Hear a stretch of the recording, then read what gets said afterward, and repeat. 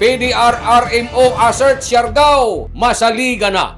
Nakita sa naobserbahan na sa katawhan sa isla ng Siargao na antag pundar sa kuman na administrasyon ubos ng pagdumaya ni Provincial Governor Lyndon Barbers ang PDRRMO assert Siargao masaliga na sa natad kung jaoy mga hitabong sunog sanan iban pa. Kung may numduman nga niadto nga miaging adlaw, Abril 12, tuig 2026, dito sa may barangay poblasyon 3, General Luna, Isla ng Siargao, jaoy nahitabo na sunog diin jaoy tuyo ka mga pamilya sanan unom ka mga individuals sanan may duha ka bayay ang nasunog diin tagbana-bana na jaon sa 65 metriko kwadrado ang gidakod sa Taglamoy nan Kayadyo. Hinuon waya pa gika-report kung pila ang danyo sa amo na sunog. Ang sunog tagdeklarar under control sa alas 10:40 ang takna sa buntag sana na fire out alas 10:42 ng buntag sa amo ra gihapon na adlaw. Hinuon yay tag-report na jaoy mga samaron o nasunog na tao o kaha na missing.